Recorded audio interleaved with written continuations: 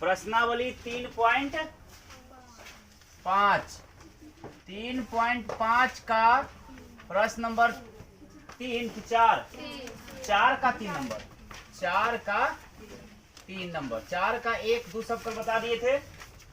4 का 3 में कहता है आपका सवाल कि यश ने एक टेस्ट में 40 अंक अर्जित किए। यश नाम का एक लड़का है जो टेस्ट दिया परीक्षा, उसने कितना नंबर लाया? वो 40 नंबर। फिर कह रहा है जब उसे प्रत्येक सही उत्तर पर 3 अंक मिला और एक अशुद्ध उत्तर पर 1 अंक की कटौती की गई, मतलब हर जितना उत्तर सही बनाया हर सही प्रश्न पर उसको 3 नंबर दिया गया, और जय का उत्तर वो गलत बनाया हर गलत उत्तर पर उसको 1 नंबर काट लिया गया, तब उसको कितना नंबर आया? Total 40 number. फिर कह रहा है यदि उसे सही उत्तर पर 4 अंक मिलता और गलत उत्तर पर 2 अंक कट जाता तब उसका अंक 50 हो जाता। तो बताओ कि टेस्ट में कितने प्रश्न थे? ठीक, तो पहले मान लेते हैं कि माना कि यश द्वारा दिए गए सही उत्तर वाले प्रश्नों की संख्या, मतलब मान लिए कि यश द्वारा दिया गया सही उत्तर जो था ना वैसा प्रश्न कैसा था? x, मतलब जय को सही दिया वो क्या प्रश्न था? x को, तथा गलत उत्तर वाले प्रश्नों की संख्या कितना था? y, मतलब मान लिए कि यश ने x को प्रश्न का उत्तर दिया सही सही और y को प्रश्न का उत्तर दिया गलत गलत। ठीक है। नाउ अब पहला कंडीशन कहता है तुम्हारा स्थिति 1 में कहता है कि अगर उसको एक सही उत्तर पर 3 अंक मिलता और एक गलत उत्तर पर 1 अंक कटता। देखो सही उत्तर दिया क्या था प्रश्न का? x प्रश्न का, एक प्रश्न का 3 अंक, तो x प्रश्न का 3x, और जितना गलत दिया उतना गुना 1, तो कैसे वो गलत दिया? y, तो y ये कहीं y। सही उत्तर में से गलत उत्तर को घटा देते हैं तो कितना नंबर आता है उसको? 40 नंबर। समीकरण क्या बन गया? 1। स्थिति दूसरा में कहता है, स्थिति सेकेंड, स्थिति 2 दूसरा स्थिति में कहता है कि अगर एक सही उत्तर पर उसको 4 अंक मिलता तो x को सही उत्तर दिया कितना नंबर होता? एक गलत उत्तर पर उसको 2 अंक कटता, तो गलत उत्तर कैसे दिया है? y को, तो कितना होगा? 2y। तो सही नंबर आया उसमें से गलत नंबर काट दो तो उसको कितना नंबर आता है? 50 नंबर आता है। इस समीकरण क्या हो गया? 2। अब तो हल्का हो गया, अब तो यहाँ से हल हो जाएगा ना समीकरण 1 और 2 से। समीकरण 1 और 2 को हल करने पर, समीकरण 1 और 2 को हल करने पर समीकरण 1 आपका है 3x माइनस y बराबर 40 और दूसरा है 4x माइनस 2y बराबर 50। तो गुना तो करना पड़ेगा। समीकरण 1 है, समीकरण 2 है, गुना कीजिए। ये वाला 2 यहाँ कर दीजिए और यहाँ कुछ 1 है यहाँ गुना कर दीजिए। विलोपन विधि, 2 तिया 6x माइनस 2 गुना y तो 2y बराबर 40 दुना 80। 1 से सब यही रह जाएगा सेम, 4x माइनस 2y बराबर 50 से कहीं 50। देखो क्या करना होगा, समान चिन्ह दिख रहा है यहाँ पे, घटाने पर ये प्लस में है तो माइनस, ये माइनस में है तो प्लस और ये प्लस में है तो माइनस। जितना कर्ज उतना आमदनी खत्म। 6 को में से 4 को घट रहा है तो कितना बचेगा? 2x बराबर 80 में से 50 घटेगा तो 30, यानी कि x का मान कितना हो जाएगा? 30। इधर गुना तो क्या जाएगा? भाग में 2 तो कट के कितना? 15, यानी x का मान हो गया 15। x का मान समीकरण 1 में रखने पर, कहीं भी रखो तो इतना आंसर आ जाएगा। समीकरण 1 है आपका 3x माइनस वाई बराबर 40, तो 3 गुना x का मान 15 और माइनस वाई बराबर 40, तो 15 दिया 45 माइनस वाई बराबर 40, तो माइनस में y बराबर 40 दिया हुआ है, इधर प्लस उधर क्या जाएगा? माइनस 45। यानी कि y बराबर, देखो माइनस में y बराबर, माइनस में 5 बचेगा तो माइनस 5 खत्म, y का मान 5। अतः यश द्वारा दिए गए सही उत्तर वाले प्रश्नों की संख्या, यानी यश द्वारा दिए गए सही उत्तर वाले प्रश्नों की संख्या कितना माने थे? x का मान 15, यानी 15 प्रश्न का उत्तर सही दिया, तथा गलत उत्तर वाले प्रश्नों की संख्या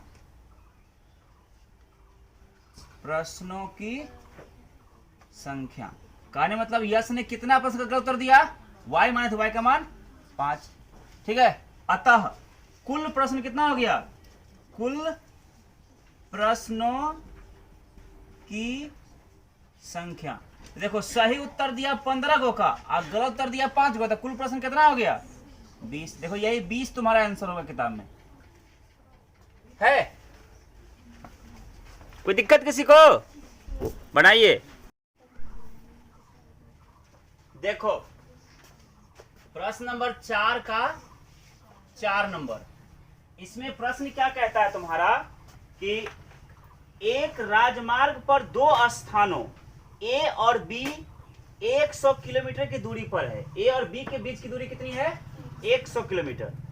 एक कार ए से तथा दूसरी कार बी से एक ही समय में चलना प्रारंभ करती है।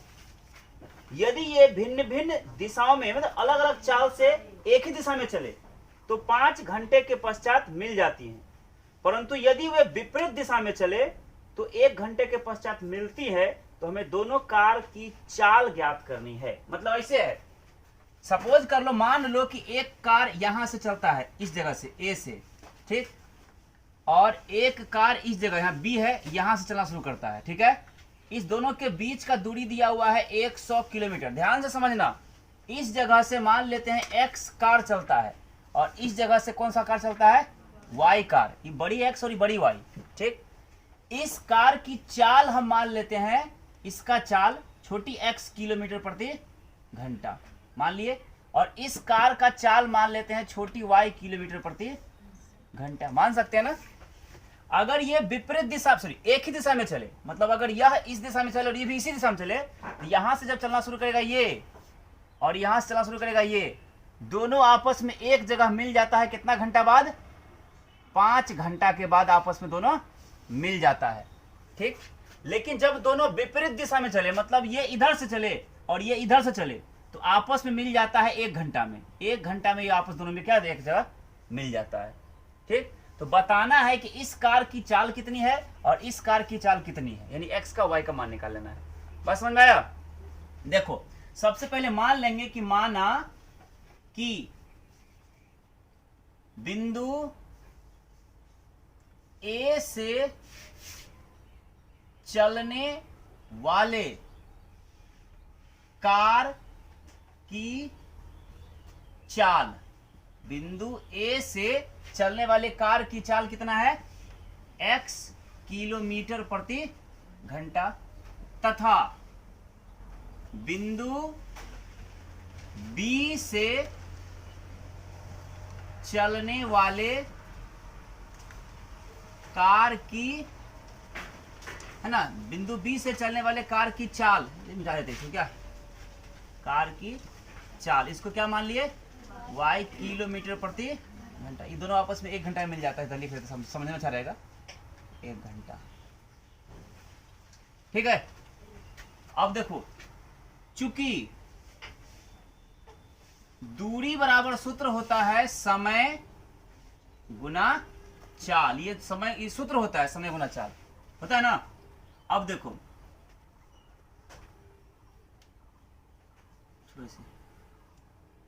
ये सूत्र पे लिख देते हैं बगल में ताकि ध्यान रहेगा। अब देखो, चूंकि दोनों कार जब एक ही दिशा में चलती है तो 5 घंटे बाद मिल जाती है। जब दोनों कार एक ही दिशा में, मतलब यहां से ये भी कार इधर चले और यहां से ये भी कार इधर ही जाए, तो एक दिशा में जाने पर 5 घंटा के बाद आपस में क्या होता है, मिल जाता है। तो इसलिए, है ना, इसलिए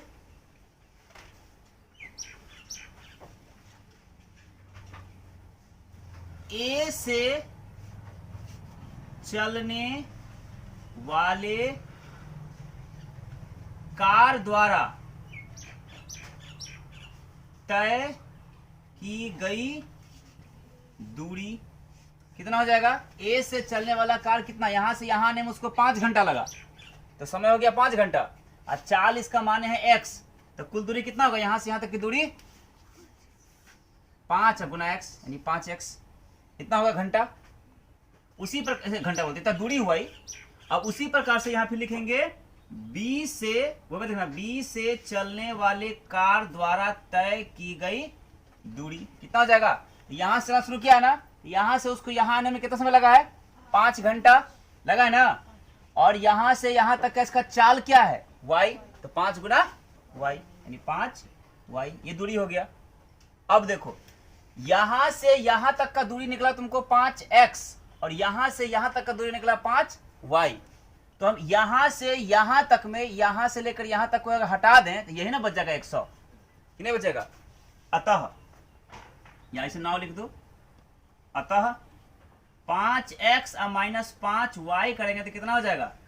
100। तो दोनों में से 5 कॉमन निकाल लो, ठीक है, तो क्या हो जाएगा? x माइनस वाई बराबर 100। तो 5 इकाई 5, 20 पंचे 100, यानी x माइनस वाई बराबर 20। समीकरण क्या हो गया तुम्हारा? ये 1। नाउ मतलब अब ये चलता है इधर और ये चलता है इधर, विपरीत दिशा में जब चलता है तो 1 घंटा में मिल जाता है। तो 1 घंटा में इसका दूरी कितना हो जाएगा? 1 गुना x, 1 के x हो जाएगा। इधर चलेगा तो ये भी 1 घंटा में मिलता है, 1 गुना y, यानी x प्लस y कर देंगे, दोनों को जब जोड़ देंगे तो ये दोनों मिलकर कितना हो जाएगा? मिल जाता है ना, तो x हो जाएगा। मतलब x प्लस y बराबर कितना हो जाएगा? 100। समीकरण क्या हो गई? 2। क्या करने पर? अब जोड़ने पर, ऐसे ही कट जाएगा। जोड़ने पर माइनस में प्लस में खत्म, x और x 2x बराबर 120, 120, 2 इकाई 2, 60 गुना 120, यानी x का मान 60 निकल गया। अब यहां रखो x का मान, समीकरण 1 2 कहीं भी रखो। समीकरण 1 क्या है तुम्हारा? x माइनस वाई बराबर 20, यही ना है, x माइनस वाई बराबर 20। x का मान निकला तुम्हारा 60, माइनस वाई बराबर 20, तो माइनस में y बराबर 20, इधर प्लस क्या जाएगा? माइनस 60, माइनस में y बराबर माइनस में 40, माइनस माइनस खत्म, y का मान 40। अतः a से चलने वाले कार की चाल, ए से जो कार चलता है इसकी चाल कितना? x माने थे ना, x का मान कितना निकला? 60 किलोमीटर प्रति घंटा, तथा बिंदु B से चलने वाले कार की चाल कितना हो जाएगा? y माने थे 40 किलोमीटर प्रति घंटा। अब बताओ समझ में आया कि नहीं आया? अच्छे से, ठीक है ना? समझ आ गया तो खूब बढ़िया, नहीं आया तो पूछना, बता देंगे। देखो 4 नंबर का प्रश्न नंबर 5, जो इस अध्याय का लास्ट प्रश्न है, इसमें कहता है एक आयत का क्षेत्रफल 9 वर्ग इकाई कम हो जाता है यदि उसकी लंबाई 5 इकाई कम कर दी जाए और चौड़ाई को 3 इकाई बढ़ा दी जाए। फिर कहता है कि यदि हम लंबाई को 3 इकाई और चौड़ाई को 2 इकाई बढ़ा दें तो क्षेत्रफल जो है 67 वर्ग इकाई बढ़ जाता है। इस स्थिति में आयत की विमाएं ज्ञात कीजिए। विमाएं मतलब आयत की लंबाई और आयत की चौड़ाई। तो मान लेंगे कि माना कि आयत की लंबाई x मीटर तथा आयत की चौड़ाई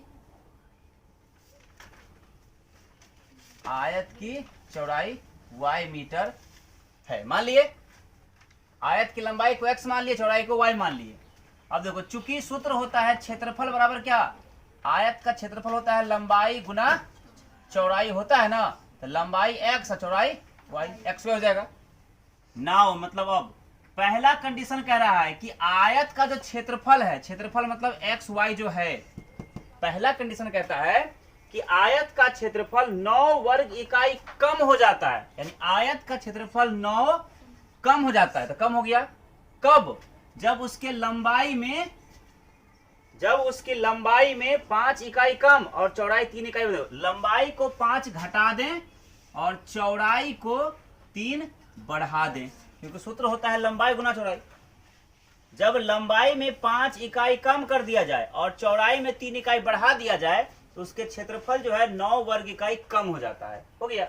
अब इसको हल कर लो, x गुना वाई करेंगे तो एक्स वाई, प्लस 3 गुना x करेंगे तो 3x, माइनस 5 गुना y करेंगे तो 5y, अब प्लस माइनस माइनस में 5 दिया 15, उधर सीधा लागो तो माइनस में xy, अब बराबर दिया तुमको माइनस में 9 पहले से, तो माइनस में xy प्लस में xy खत्म, 3x माइनस में 5y बराबर, इधर माइनस 9 दिया हुआ है, इधर माइनस 15 क्या जाएगा, प्लस में 15, यानी 3x माइनस 5y बराबर 15 रुपये आमदनी, 9 रुपये का 6 रुपये आमदनी हो गया।